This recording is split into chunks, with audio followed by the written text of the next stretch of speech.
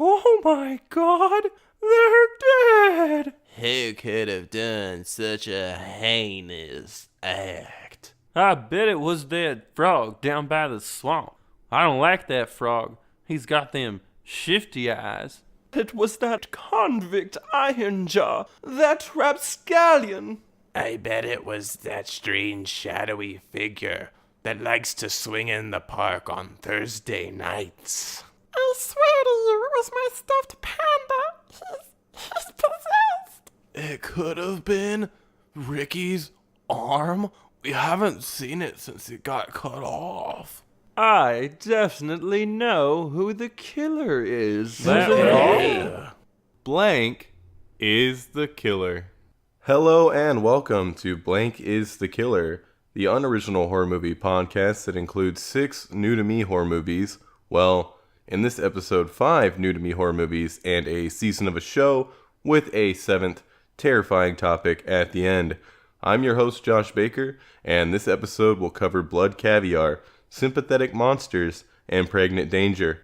Now everyone be quiet and listen, or the hype monster might kill you. Number 1, Channel Zero, No End House, 2017, directed by Stephen Piet. Margot, her friend Jules, a random dude they just met named Seth, and some others, go into a strange house that is said to have spooky rooms. They go through the house, which ends up being a portal to another dimension. In this new dimension, Margot's dead dad is alive. It's not actually her dad, though. It's an entity created by the house, based on what Margot feels she needs the most. Everyone gets some type of weird house entity when they enter. Jules gets a weird demon egg ball that she gets freaky with, and Seth got a family. The entities eat the memories of their hosts. The group then meets up with a guy named Dylan, who has escaped the house before and has come back to get his trapped wife. It doesn't go well. His wife is killed during the group's escape. Margot and Jules go back to the real world, but Margot's fake dad ends up following them. Margot goes with Seth and her fake dad to live in the house dimension. After a year, Jules comes back. It's revealed that Seth is a creep that lures girls into the dimension and finds new ones after the one he is currently with loses all their memories. Margot unleashes Seth's fake family on him, which he had built a cage around. Her fake dad kills himself for her, and she goes back to the real world with Jules. The memory eaters are the killers. They mostly don't kill, but a friend of Margot and Jules is killed by his memory eater, and Dylan's wife is also killed by one. I think it could have been a regular person who lost all their memories, but I'm pretty sure it was a memory eater. Channel Zero has been on my watch list for some time now, and I was able to watch the first episode of Season 2 on the Sci-Fi website when it aired. I decided to finish the season since I found out all the episodes were now easily streamable. All the seasons are standalone and based on creepypastas, which are basically urban legends spawned on the internet. Season 2 is based on No End House. In the creepypasta, the protagonist David is alone. He has to go through 9 terrifying rooms to win $500.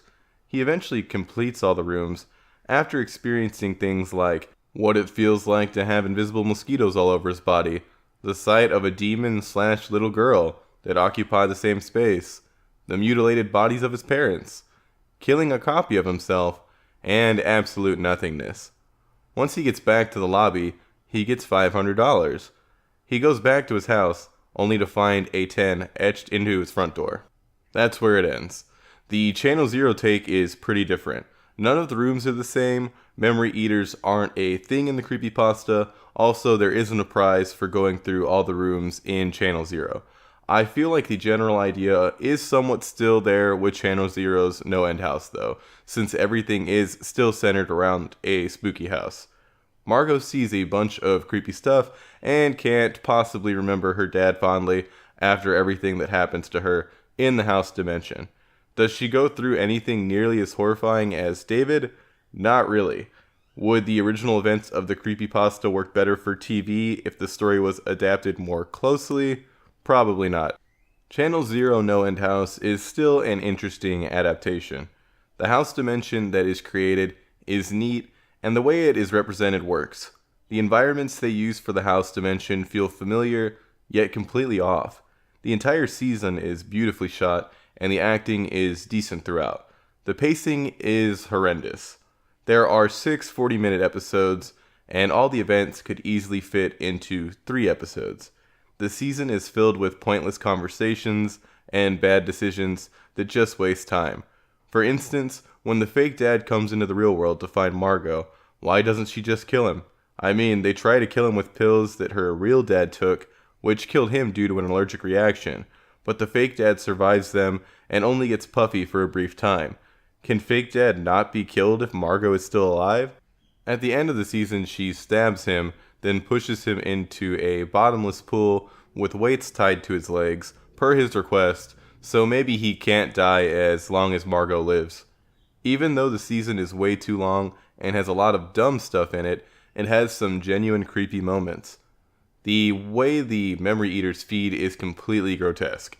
They feed by grabbing a person's head, and once they find a tasty memory, whatever is being remembered rises from a black puddle that materializes on the floor.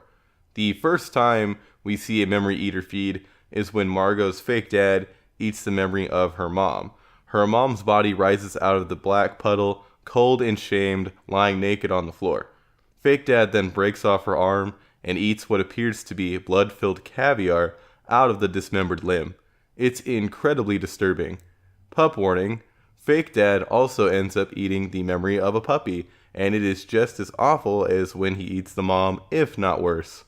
The gore for these scenes is incredibly well done and completely off-putting. Another memory that is shown is the dad eating an apple, which is also disgusting. Who knew that watching a man eating blood-filled caviar out of humans, animals, and fruits would be so traumatizing? Some other gore is also shown. We see the dead body of the guy that's killed by his own memory eater. Dylan shoots a fake version of his wife and a fake husband that was created for his wife, and both of these memory eater kills look good. If you are looking for a series that will keep you on the edge of your seat the entire time, this isn't what you're looking for. If you are looking for more of a background show that has some messed up and interesting visuals, give Channel Zero No End House a chance. Number 2, Frontiers, 2007, directed by Xavier Gens. A group of robbers end up at a Nazi bed and breakfast and start getting offed one by one. The Nazi family keeps the girl of the group, Yasmin, alive since the Nazi heir needs a wife. She's not down with this, so she fights her way out. Yasmin kills most of the Nazis and is helped out by another girl that was kidnapped and forced into the family, who also kills one of the Nazis herself. Yasmin then drives off and is stopped by the police. The Nazis are the killers. The movie begins with a ton of exposition about riots that were sparked by some right-wing political party gaining power, but none of that is really important to the story. They should have cut all that out and just started the movie with a quick bank heist. I'm assuming they robbed a bank, it's never clearly stated. They might have robbed stores, the source of the stolen money isn't important. There are a lot of gore and torture porny moments in this movie. A dude gets hung up on meat hooks, another gets his Achilles tendons cut, there's even a gas chamber scene because Nazis. I didn't care for a lot of it. There is one great kill that surprised me. Yasmin takes an axe to one of the Nazis, causing the Nazi to fall back onto a table saw that's running. It's a ridiculous kill. This movie would have been way better if it spent more time on over-the-top kills and less time on boring family dinners with Nazis. The runtime is nearly 2 hours when it could have easily been an hour and 20 minutes. Yasmin keeps getting hit in the mouth throughout the movie. It feels like every 20 minutes you see Yasmin bashed in the teeth, followed by her spitting out a stream of blood. It's kind of absurd. The movie looks ugly in general. It's a perfect example of going overboard with color grading. The inside scenes are incredibly orange, and the outside scenes are way too blue. Most of the movie is shot without tripods, which gives a majority of the scenes a heaping helping of nauseating shake. The visual assault is accompanied by the epitome of terrible soap opera music. During the scene where Yaz's baby daddy is shot and killed, it's especially bad. What's played is something that you'd hear during a dramatic scene in a Bollywood movie. Normally, when a film is in another language, it's hard to tell how the acting is, but in this film, the bad acting transcends language. 50% of the people in this are absolutely horrible, and the other half is barely alright. Yaz's acting is hard to decide on.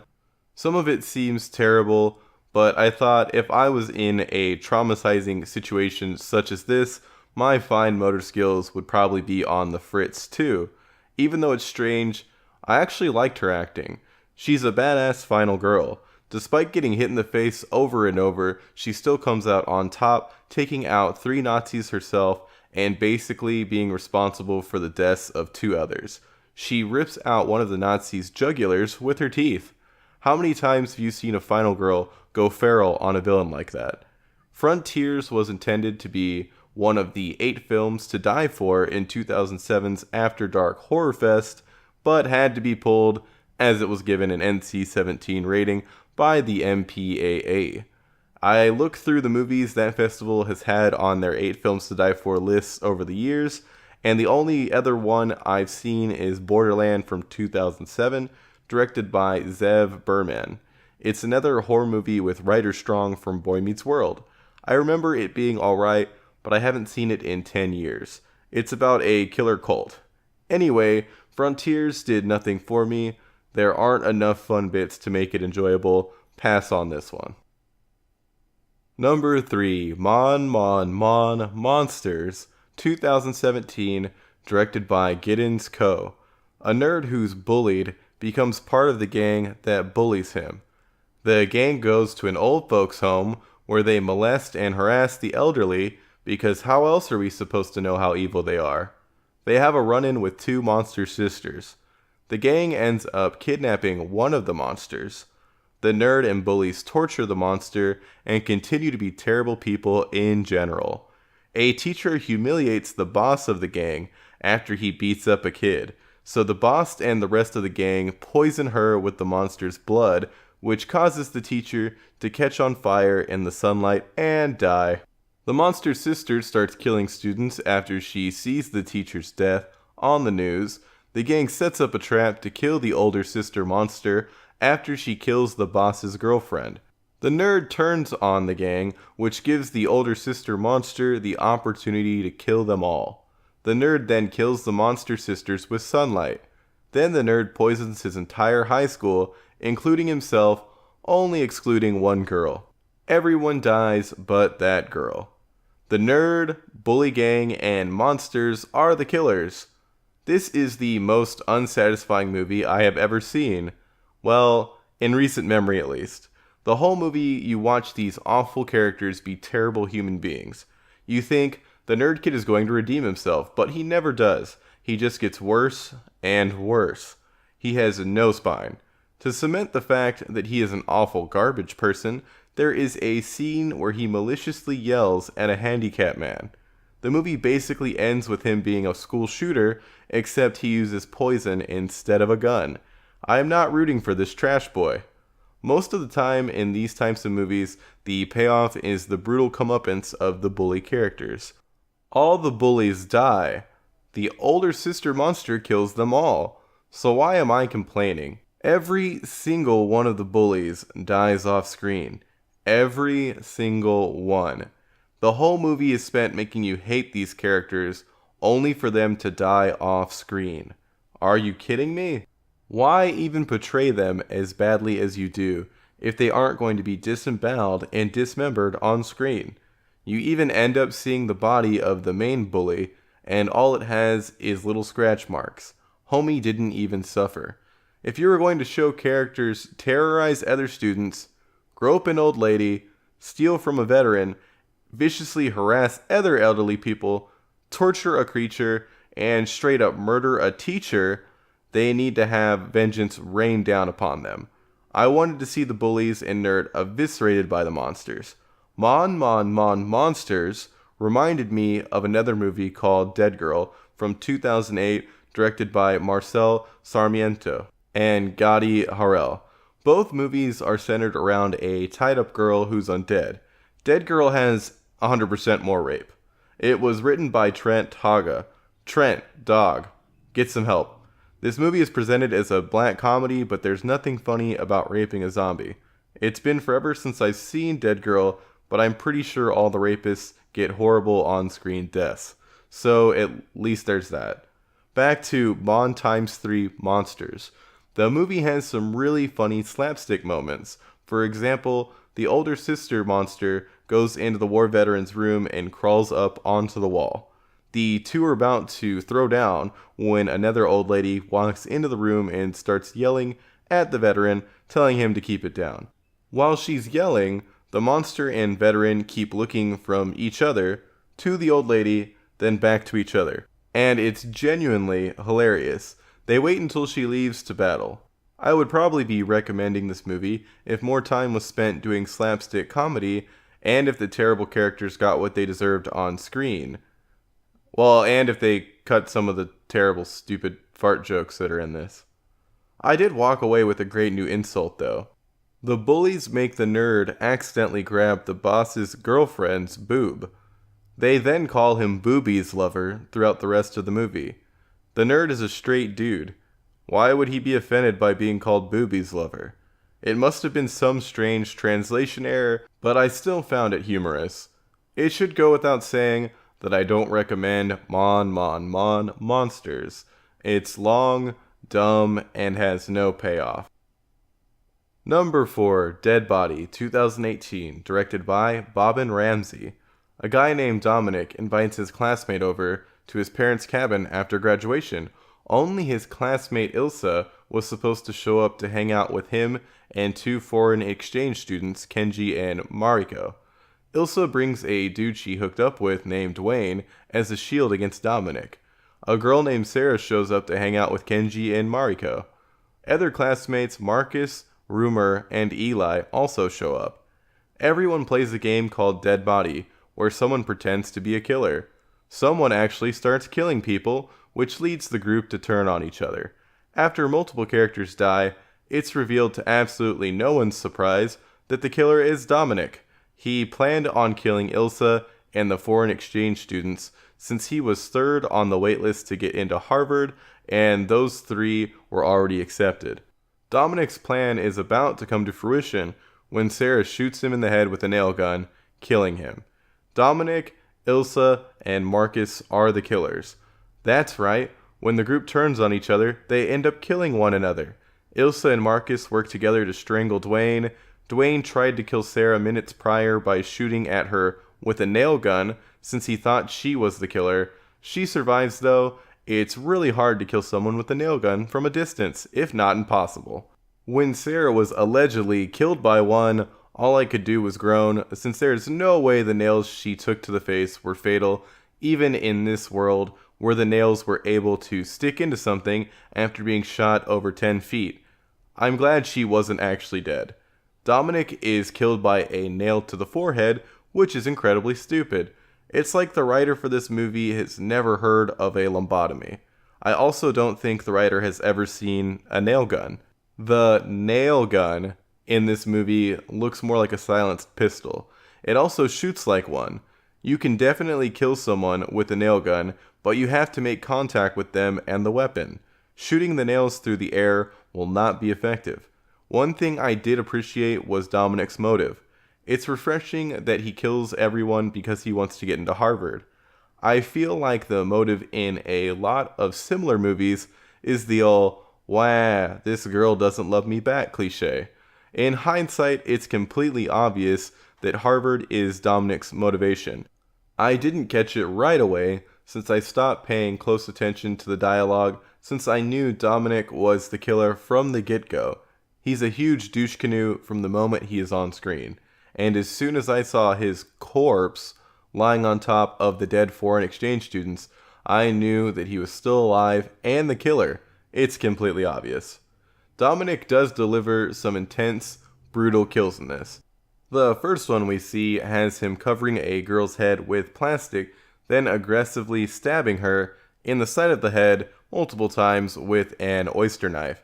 Compared to the rest of the kills and kill attempts in this movie, Dominic's kills are much more sadistic, barring the strangulation of Kenji.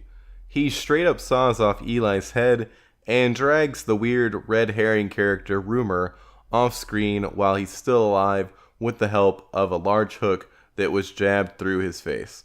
All the gore in the movie is well done. The acting is also fine. The one exception being Eli. Eli basically plays a super stoner version of Seth Cohen from the OC. The voice he uses in this film is hilarious. Even though the acting was hurt because of this, it made him my favorite character. This movie isn't anything special. There are better Who's the Killer slashers to check out. Skip this unless you're somehow out of other slashers to watch. Number 5, Inside, aka Al Interior, 2007, directed by Julien Maury and Alexandre Bastia. A pregnant girl named Sarah is widowed after her husband dies in a car accident involving 2 vehicles. She was one of the drivers. 4 months later, Sarah is attacked in her home by an intruder. The intruder wants Sarah's baby. During the whole ordeal, people start coming to the house. Sarah's mom comes over and Sarah accidentally kills her, thinking she's the intruder. Sarah's boss, the police, and a guy they arrested all show up at one point or another and are all murdered by the intruder. It's revealed that the crash Sarah was in caused the intruder to miscarry, which is why the intruder wants Sarah's baby. The movie ends with the intruder giving Sarah a scissor C-section. Sarah dies, and the intruder sits down in a chair holding the baby that has somehow survived all of this. Sarah and the intruder are the killers. I was honestly dreading covering this because of my preconceived notions of what this movie would be. When I read the brief synopsis, I thought it was going to be filled with some gritty, visceral gore and torture porn that would require me to get some eye bleach after seeing it. This movie has a boatload of gore, but luckily for me, it's all done in an over-the-top and campy fashion.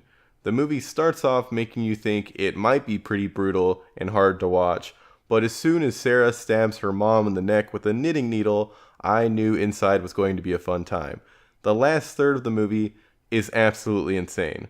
Like the intruder gets half her face melted and is still able to kill a zombie police officer with a homemade butcher knife spear and complete an at-home hack job C-section with a pair of scissors. Insane.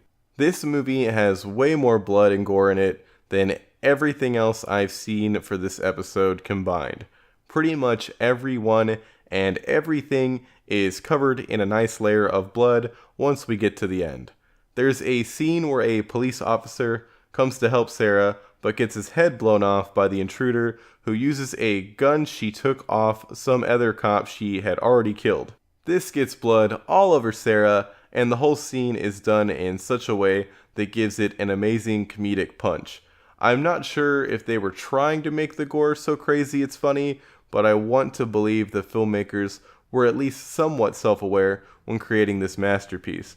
I mean, how could they have cut together that scene where the intruder knocks out Sarah by comically swinging a toaster at her head without knowing how funny it would come off? Well, masterpiece isn't the right word. The gore and ridiculous kills that continue to get more and more outlandish as they go on are the reasons why the movie is incredibly entertaining.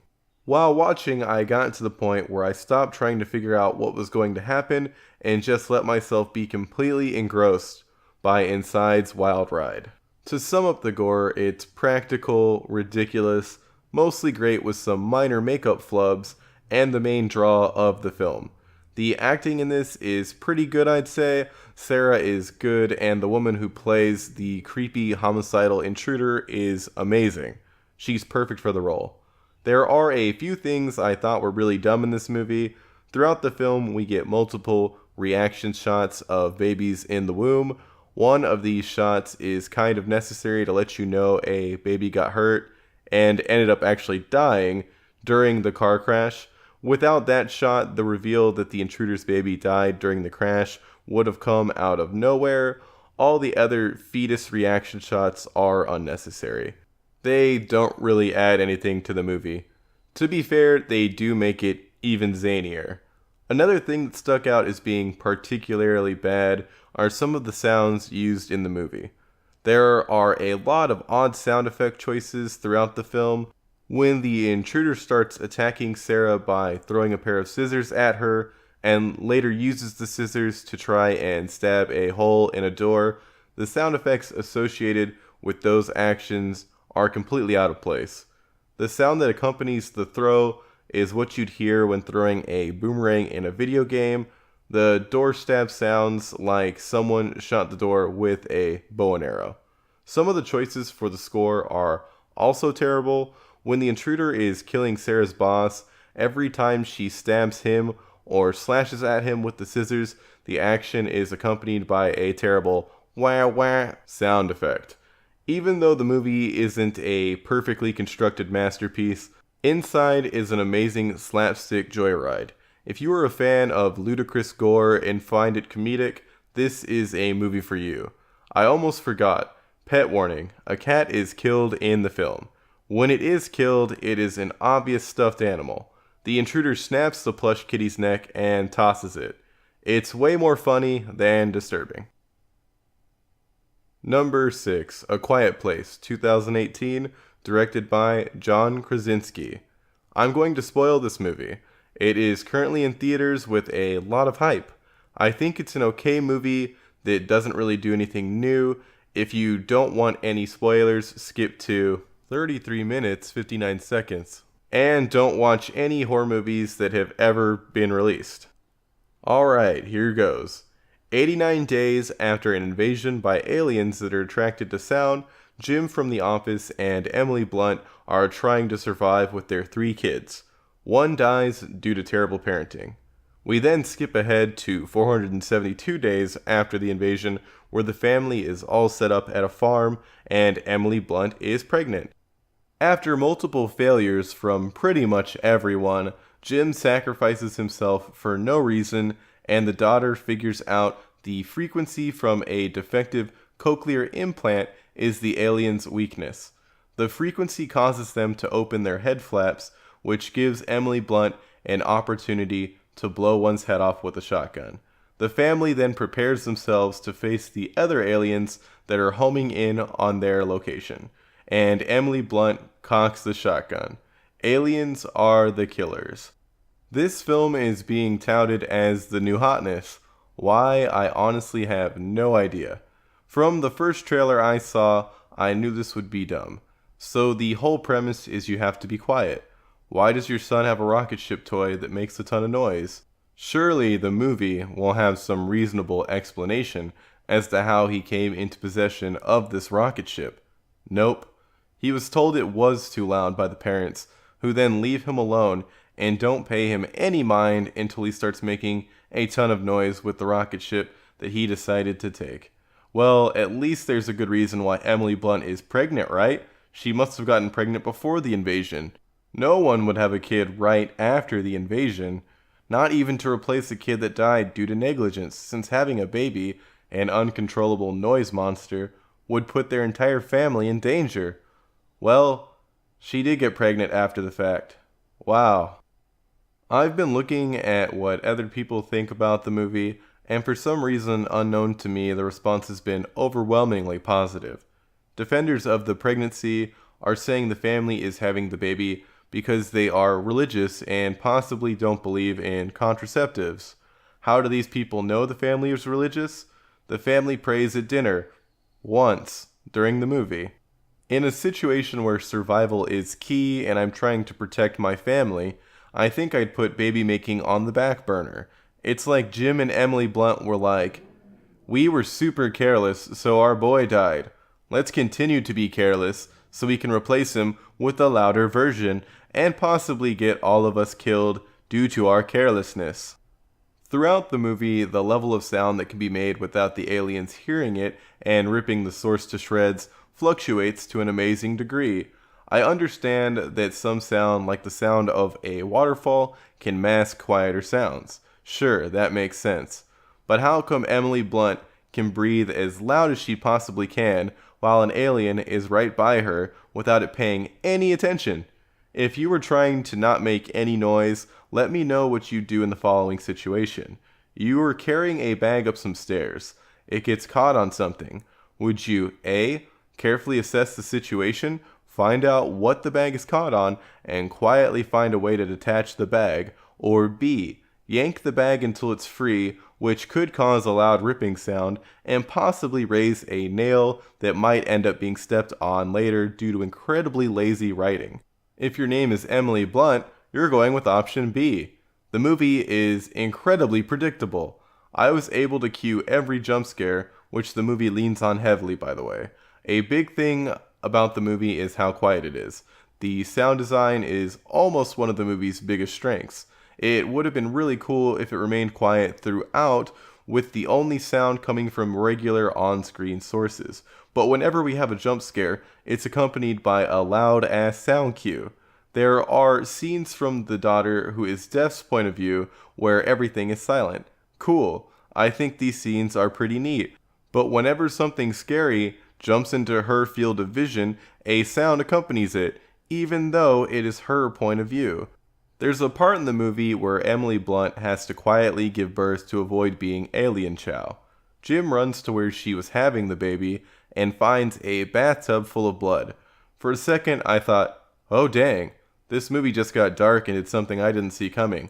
I can't believe Emily Blunt and the baby got straight up masticated by some otherworldly creature. That's dark.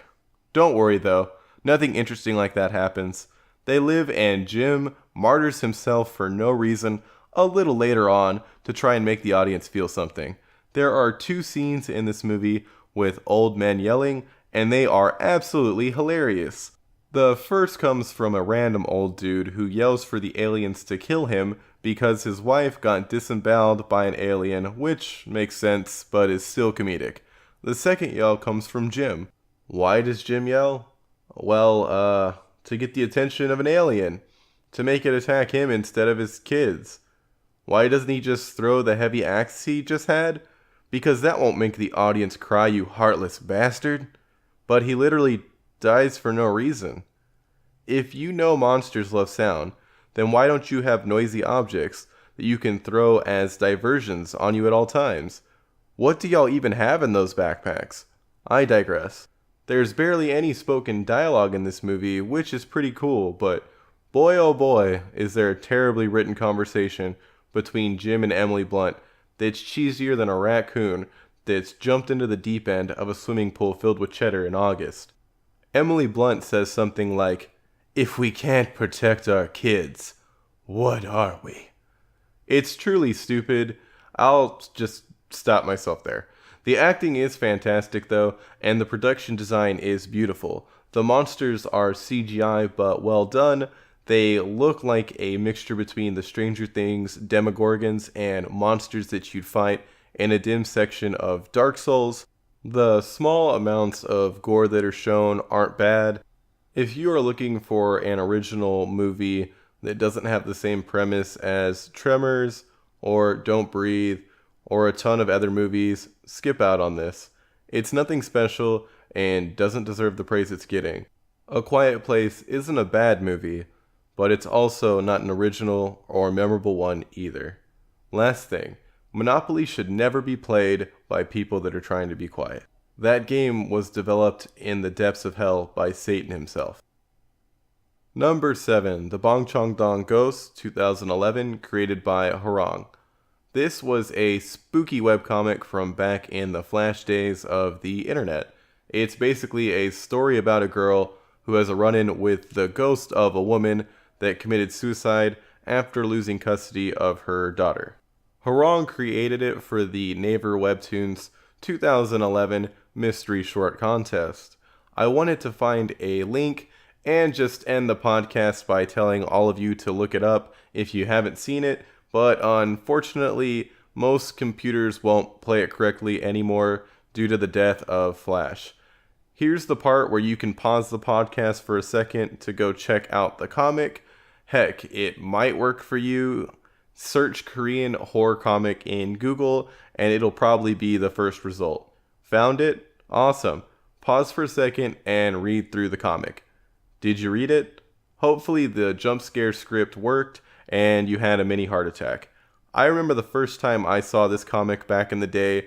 I have no idea how I found it, but I was reading through it, got to the part I knew was going to be scary, then bam, it auto-scrolled and hit me with a jump scare out of nowhere. Thinking all was well and done, after that, I continued scrolling just to be hit with another one. Whoa boy, was that terrifying to young me. The auto-scroll jump scare in the comic was so incredibly unexpected and creative. Sure, there were a bunch of screamers floating around the web back in those days, but with those, all you had to do was fall for the terrifying face jumping out of a static image one time to lose years off of your life and come out with the knowledge to always check an image for .jpg or .gif if you ever expected a future image to be a screamer. With the Bong-Chon Ghost, there was no way to know it was going to force you to scroll through the scary parts, which makes it the scariest webcomic of all time. I hope some of you at least get to experience it the way it's supposed to be experienced, but if you didn't watch it back in the day, it might just not work anymore, unfortunately. The internet can be a scary place. That's it for episode 16 of Blank is the Killer. I hope you enjoyed hearing me drivel on about different spooky topics. If you think I'm completely wrong about A Quiet Place, let me know. I'm not above being wrong. I honestly do not understand why people are in love with the movie. I mean, Jim was a cool character in The Office, but that doesn't mean anything John Krasinski makes is shielded from criticism. Maybe I turned on a hate switch in my mind after seeing the first trailer with the stupid rocket ship that infected my ability to enjoy the movie. It's possible. Feel free to tell me why I'm wrong using any possible means. As always, this episode is hosted by Sticker Fridge, allowing it to pop up on all your favorite podcast apps and iTunes. There's a new show on the network called Basuda Boys. It's a show about anything and everything with a bunch of trash talk. Give those trash boys a chance. If you like what you heard from this boy's mouth, I'd really appreciate it if you could leave a rating on iTunes. I realized it's not as easy as I made it sound before. It's simple only if you have the iTunes podcast app. If you have that, all you have to do is launch it, search for Blank is the Killer, and leave a review on the podcast page. It seems that's the only simple way to do it, and the only way to leave a review without actually downloading iTunes, which I completely understand no one having on their computer in this day and age. I think I'll be diving deeper into new French extremity films in the next episode, which will be out April 22nd. Until then, I'm your host, Josh Baker, blasting off again.